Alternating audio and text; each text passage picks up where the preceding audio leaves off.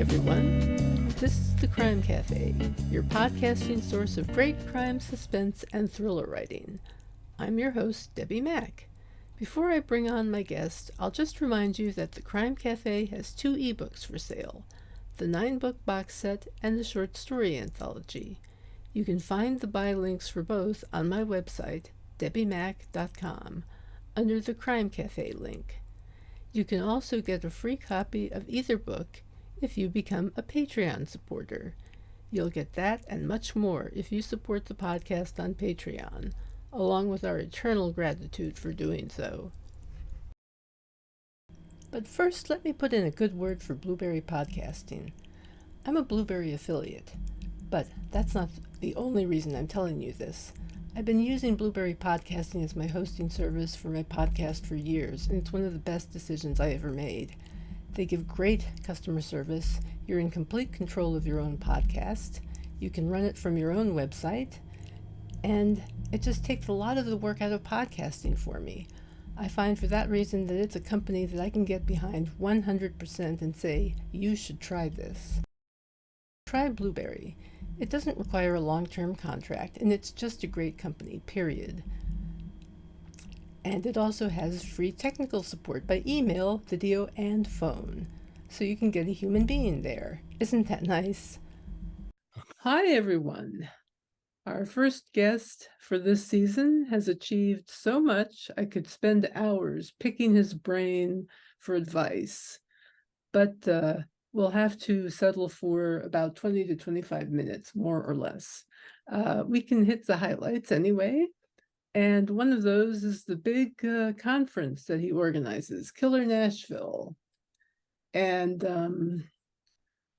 Killer Nashville has been going on for this is the 16th iteration of Killer Nashville, as I understand it. It's just amazing that he has organized this conference, starting with a very much smaller group. We can get into that later. He is also a screenwriter, poet, playwright, film and TV producer, director, showrunner, actor, educator, reviewer, and public speaker. I think I've covered all of it. And gee, what a slacker, right? And dad. I'm a dad, mom, And a husband, and a dad. That's awesome. See, that all of those things. That's great. So it is my great pleasure to introduce as my guest today the amazing Clay Stafford. Oh, Hi, thank Clay. you. Hi, Debbie. How are you? I think we're in our 18th year, if I'm not 18. mistaken. We had, I don't know. Let's do the math. It was 2006 was the first year, and then we we're forced to take 1 year off because of COVID. So I think we're going into our 18th, but I'm not quite sure. It's either 17th, 18th, maybe. I don't know.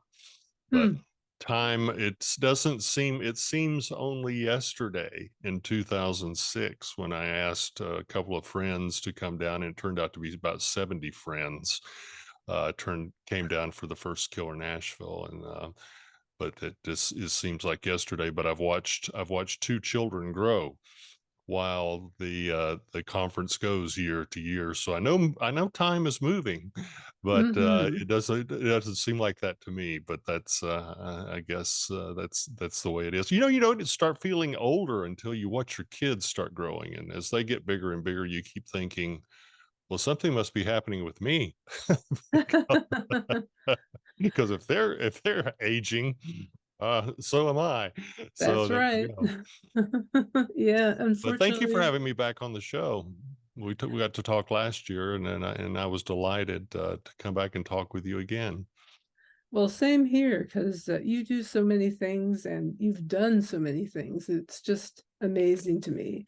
I was looking over our previous interview, and I was struck by a couple of things. First, I'd forgotten that you started a production company at the age of 16 and made commercials at that time, correct? I did. And first commercial was for a bank. And so, yeah, I've been doing this for a long time. I started as a kid actor when I was 10, so that's even adding on to it. So I've been in this business a long time, working in film, television, and publishing, and music. And music, yeah, excellent. Also, I was struck by how Killer Nashville grew out of a smaller local conference, correct? Well, I started a conference before Killer Nashville, Mm-hmm. and it was one that is still to some degree going on here in Tennessee where I live, but it's a very local conference, and I really wanted to expand into something that was international, which is what we are. I mean, I just saw today we had somebody sign up from Kenya, so we've got a lot of people who come in from other countries, and that was really my focus for switching and starting Killer Nashville, was to be able to increase the bandwidth to reach writers. I love writers from all over the world. I don't have a specific genre really that I personally read. I'm very eclectic, read across everything, and uh, I also am a big fan of literary works and movies from other countries. And the idea of doing something international was really appealing to me because I wanted to. I just love the connection that you make with these writers and filmmakers throughout the world. We have a common love of what we're trying to do with story, and I mean, it's just great to be able to reach out and get to know people from other cultures. It is. It's fantastic. Um, so what is new and exciting that's on tap at Nashville this year? At Killer Nashville, Yes, at Killer um, Nashville. we are we've we've expanded our course offerings. We were doing around 66 courses. We are doing 155 this year, and the conference is able to hold that. And so we've got a lot more opportunities for people to be on panels. We've got a lot more opportunities for people who are coming to learn to find different types of things that we're working on. I've really focused. I know a lot of people are interested in marketing, whether they're traditionally published or self-published or some sort of independent hybrid, whatever. And so we've really um, battened down the hatches on the marketing as well. So we're covering a lot of genres. Our trinity was pretty much any work that encompasses mystery, thriller, or suspense, and we've altered that because I kind of had a epiphany that action and romance, and not necessarily romantic love, but romance with life, romance with the language, fit in as well. So now we've got the five. So mystery, thriller, suspense, action, and romance are pretty much the focus of what we're doing here at Killer Nashville. It's still the same conference it was, but we're offering more things like how to interject romance into your book, how to interject more action into your book. How do you keep the pages turning? And so we focused a lot more on that because I think that's really what people wanted. And I spent a lot of time this last year sending out emails to previous attendees and people I knew who were coming this year saying, what do you want to see? And so they started telling me what they wanted to see. And I thought, we don't have enough bandwidth in our 66 things to cover that. So I started doing the numbers of how many attend. And I was just, I was like, okay, we've got enough that we can expand out and still have a good showing in each one of the rooms. So we're up to, I think it's 156, and then we've got a lot more panel presentation. I mean, panel presentation, not panel presentations, presentations by individuals, experts in their field of AI and forensics and legal and uh, medicine. And so all of those are going to be for people who are really coming for some serious knowledge about, a serial, what really goes on in the mind of a serial killer. We've got expert presenters who are coming to do that. So we've got panels and presentations at the same time going. So it's really expanded. It's the same as it was, but I think as I sent out in a newsletter, Killer Nashville newsletter, I really think that this year is going to be the best one I've ever produced. Mm. Well, it sounds really amazing. It sounds like you've really branched out into some other things. And Well, I think I've really just kind of, as I said, had kind of an epiphany, and with the guidance of the people who've previously attended, because they're the backbone of what we do, are the people who come and share themselves with everybody else. And I just kind of had an epiphany on the little dark areas and the shadow areas that we weren't shining light on. And so decided that, this year that we've got to figure out a way to do that, and I did. I've got it worked out. We've got the schedule online now, and you'll see a wide array of choices. So no matter where you are in your journey, whether you've just got an idea or you're already a published writer who's doing well but wants to do better, we've got something going on every single hour of every single day for you. We're running 10 and 12 tracks per day, I mean per hour. So there's going to be plenty of content for whatever stage that you're at. And what's so cool is having, as you know, we have really experienced people who are coming, and then people who are starting out, and having them network and converse is a great thing. So that's kind of the news of where we are this year. yeah.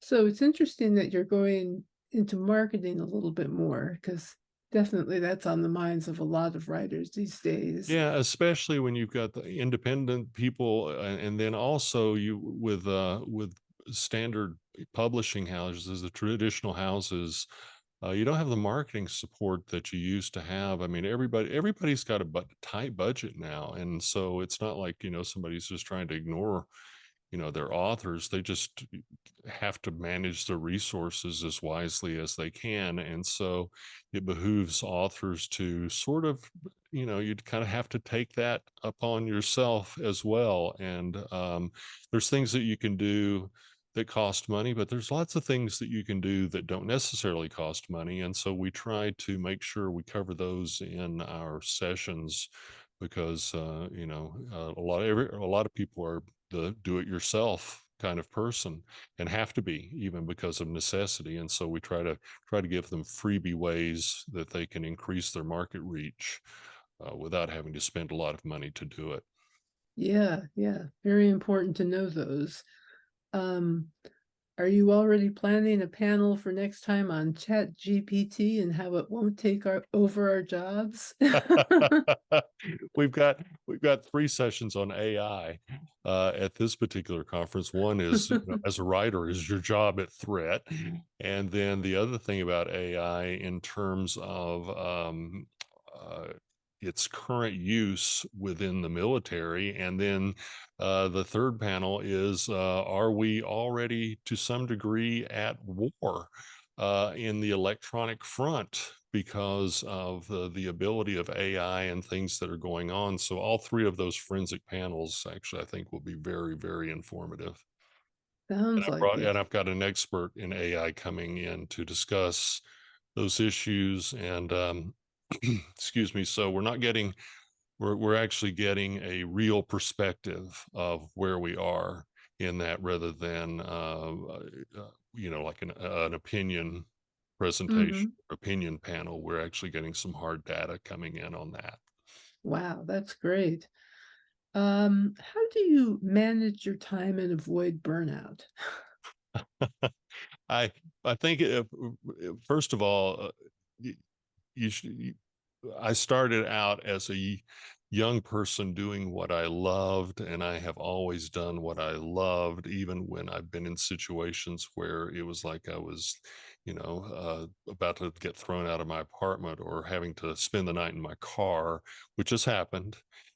in the early days. And I think that the number one thing is to just make a choice to do something you love. Because when you love it, it's not work. I remember after the Northridge earthquake, when I was living in Beverly Hills in Los Angeles, I was doing really well with the film. But I woke up one morning and I was doing some acting work then, and I was like, it feels like a job.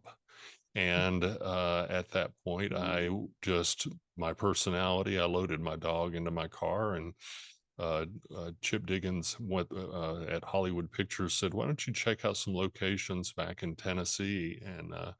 And so I left. I'd gone through Hurricane Andrew in Miami a few years before, and I thought, "Ugh, I don't want to deal with another one of these natural disasters, going on." So I came back to Tennessee and really fell in love again with writing as opposed to acting. And I think I've just followed my muse as I've gone along. So that's how I think I prevent burnout.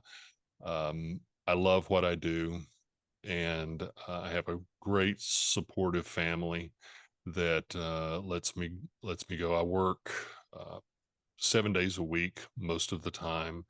I work about 10 to 12 hours a day, and I don't feel like I'm a workaholic. I feel like I'm a little kid in a playground. So I think it's just I get to electronically or in person hang out with some really cool people, and I get to create stories, and I get to create projects and work with other people on projects, developing other projects and consulting. And so it's a lot of variety, and it's a lot of fun. So it's not burnout for me. Well, that's fantastic, and that's as it should be.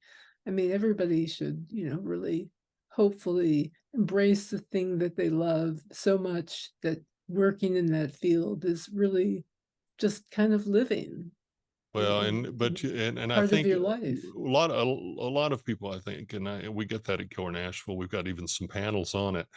They're averse to risk, and you Mm, really have mhm. to be willing. I remember there's a well-known actor that I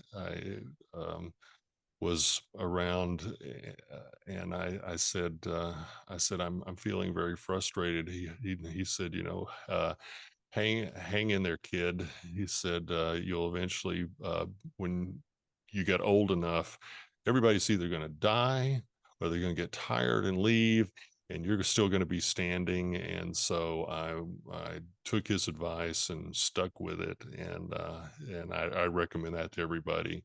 But I think you just have to take little calculated risks in order to get to that point. Not all of us, I think I don't know how people are like full-time writers, because I do a lot of other things. I produce, I direct, I consult, I'm an educator as well. And I don't know, about 3 hours for me of creativity, of writing, like real sitting there writing, just about drains all. So what are you going to do the rest of the day?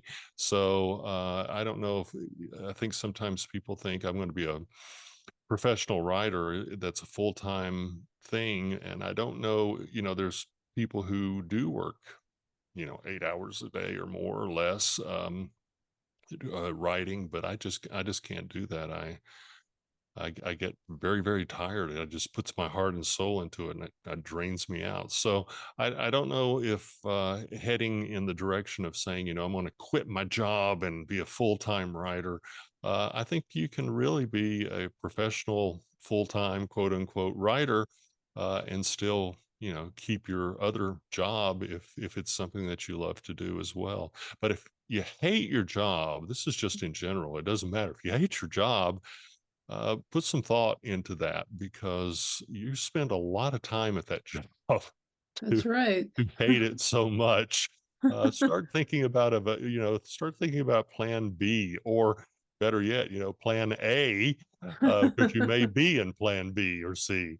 So I think that's a good path to Make go. writing part of your A story of life, Yes, so to exactly. speak. And I mean, there's some people that can just sit and write and write and write and write, but I get tired and I need to go do something else. I guess that was kind of goes back to your how do you prevent burnout? I work a lot or I play a lot, but I don't focus on one thing for a long, long time. I kind of go from this project to this project throughout the day, and it adds a lot of variety to what I do.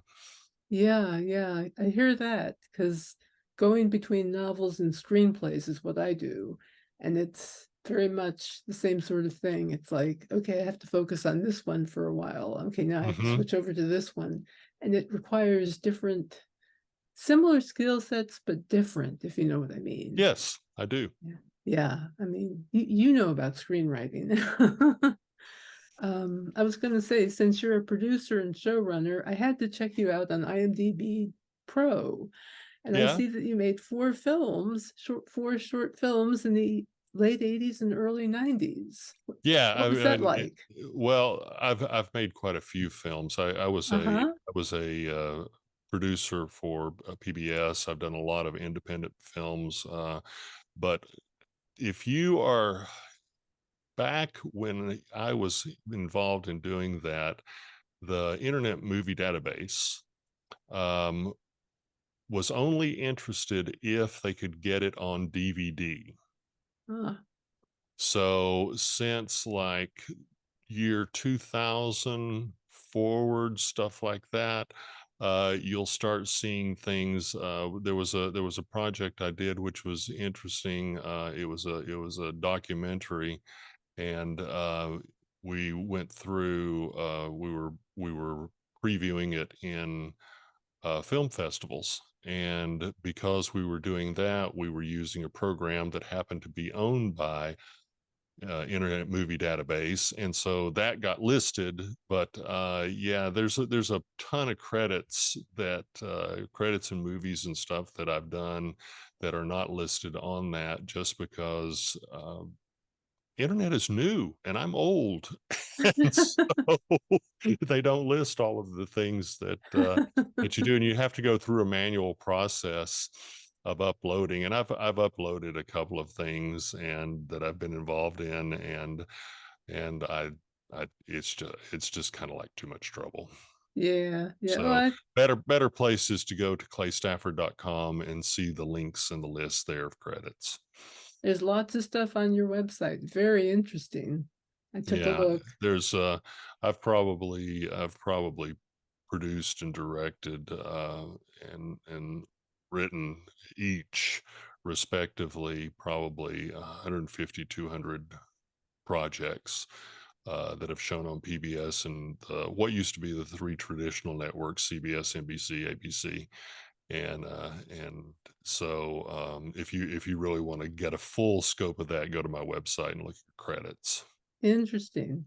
Did you do mostly documentary style I did or documentaries. I did movies for television, like there used to be the after school specials, uh-huh. uh, and we would take on an issue, say dyslexia, and I did a movie about a kid with dyslexia, and so it ran a range. I've done game shows. I was in charge when I was with at PBS. I was in charge of live television, so all political debates I would do, and I was also a switcher as well. And in TV you have the director and the switcher, and I was a director slash switcher, where you sit at the control console and picked which camera, angle you were going to use. Did a lot of how to for PBS, bonsai, sewing shows, painting shows, memory shows. So just a big eclectic mix of different kinds of things. Interesting. But again, if you really want to know about that, go to my website and look in credits, and you'll see that. I'll have to do that. What's your advice for anyone who'd like to write for film or television? F Write a really good spec script and then find an agent. It's pretty much impossible to get anything done without a good agent, and it's really hard to find an agent. So when you start submitting out, send it to, you know, 20 agents at a time. And then when you get rejected by all of them, which you probably will, no matter how good your script is. I've got a friend of mine who got a script for a boxer that was coming back in. It was, and it was his biggest, "Oh, I missed that one." That was for Rocky with Sylvester Stallone. So I mean, Rocky went on to do very, very well. So just because you get rejected doesn't mean that you don't have something that's good, because Rocky was good. I remember going to the theater and coming out and everybody was jumping around like they were the Italian stallion. And it so I would suggest that you write a really good spec script. And if we want to define spec script, that's just a script written on speculation, and one that's you don't know if anything's ever going to happen to it. You just write it and then get an agent, and first 20 reject you, send in another 20, and when they reject you, send in that. And eventually, if it's good, somebody will pick it up, and then you're pretty much in the hands of your agent in terms of submitting it to studios. If you're just wanting to go the script route straight without having to go through a book and then adaptation to screen. Yes. Do you think it's more likely to you're more likely to get an agent if you have a book as opposed to a screenplay? In other words, if you Absolutely. have the IP, can you sell them the idea of, say, a feature or TV show based on your IP?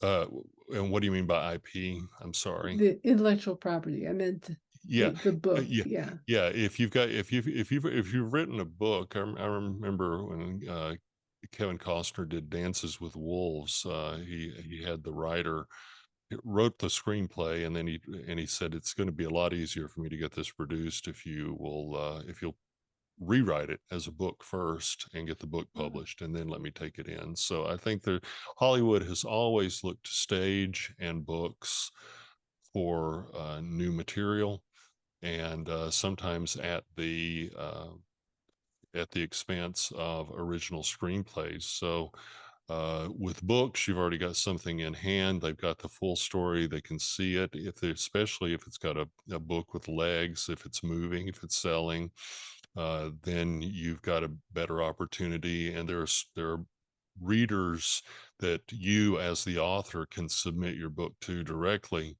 to various production companies to see. So you can't submit your screenplay to the production companies, but you can submit your book to the production companies because it's a published book. It's out there. The reason they won't accept your screenplay is because, one, the mass volume of people writing, but also because there's a liability issue. They could read it, and then later on you could say that they stole your idea or something. And so just for legal reasons, they rather go through an agent than they would directly. But if you've got a book that's published that anybody can buy at a bookstore or online, then they don't have to worry about somebody saying, "Oh, you took my private idea and you stole it." So you can Yes. submit those to readers, and then the readers will recommend them to the producer of the various production companies, and then that person would reach out to you or reach out to your literary agent usually, and then it would go from there. Hmm, that's useful to know, actually.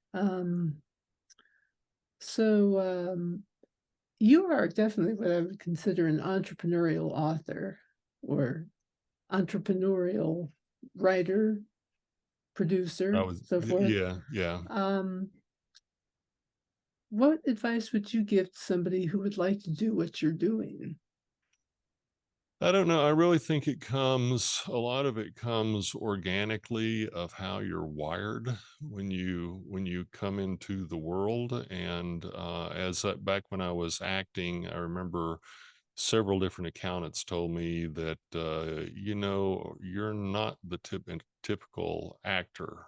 You're not, and I've had a couple of attorneys, intellectual attorneys, tell me that you're not the typical writer producer because I tend to I'm a Capricorn, if there's any value in that, which means that I do tend to stereotypically have a business slanted mind, and I think you either have that mentality or you don't. And I think you can develop an interest in it. I think you can be taught if you really have an interest, but it might not turn you on the way Hmm. that it turns me on. So I love deals. I was took a lot of law classes when I was at the University of Miami doing my graduate work, and I was at the top of my classes that I took in law. And I really had no desire to be an entertainment attorney, but I just loved the theory and the precedents and the application that was behind law. And so I think you either just you have a love for it or you don't have a love for it, but you can certainly gain knowledge. But in terms of wanting to do it, I think that's a completely different matter. For me, I get as much fun putting a deal together. I have as much fun producing a project as I do writing. And so if you have that feeling and you love that feeling, because for me it all comes down to storytelling. We're putting together a story, we're packaging a story, we're writing a story. It all comes down to the same thing. But if you don't have that, then it may not be your um, thing that you want to produce. I mean, Exactly. continue. But if you've got an interest in business, then yeah, you can expand and start doing things. As a matter of fact, I was fortunate to be the guy that drove the golf cart for MCA mogul Lou Wasserman, and he talked to me a lot as a young guy in my early 20s, and gave me advice on things. And he told me, the business side is where you can have your security, as opposed to being just on the art side. Because if you're on the art side, you're waiting for someone to hire you, or you're waiting for someone to buy something from you or accept you. But if you're the rainmaker, then you've always got something going on because you're the one that's creating everything, and you're the one that's hiring, and you're the one that's producing. And so it was a valuable advice that he gave me as we Hmm. drove around in our little golf cart on the Universal Studio lot. Wow, that's so cool. Let's see. What are you reading these days? We don't have very much time left, just so you know. It's like 7 minutes. Before we hang up, Yeah. um, what am I reading? I've got a business book that I'm reading. I've got several nonfiction books, and I've got some two or three fiction books, and then I've got I'm looking. I try to read all the books I can on for our guest of honor interviews at Killer Nashville, and so I am reading their books. So I tend to be episodic in my reading. I'll read a chapter from this and a chapter from that, and I've got poetry and essay books sitting on my desk in my bedroom. And so I may just decide to spend the evening reading poetry. And so it just really depends on, again, what I feel in the mood for at the time that I'm reading. But I have multiple projects going on. A lot of people say, how do you, read so many books? Because I'm reading like 12, 15 books at the same time. And how do you keep up with all the stories? Well, it's the same way, that you used to before binge watching and streaming came in. You used to watch an episode of something on Tuesday night at 7:30, and you didn't see it again until Tuesday night at 7:30.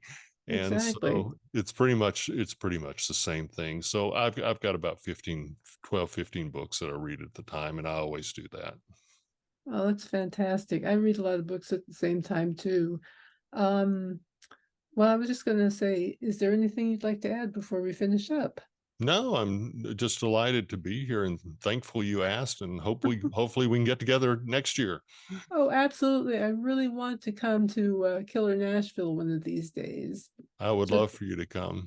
I do really want to be there because it just sounds so great. Um, so I just want to say thank you so much for being here, Clay, and for talking with us.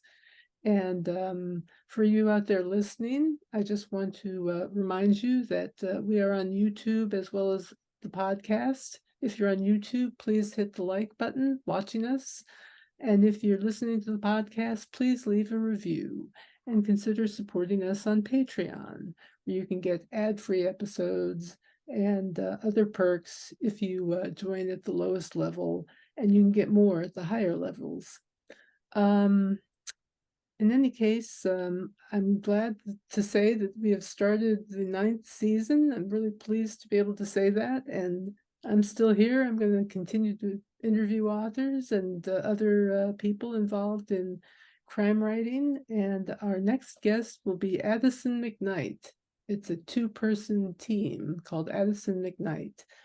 And until then, take care, and I'll talk to you later. Happy reading.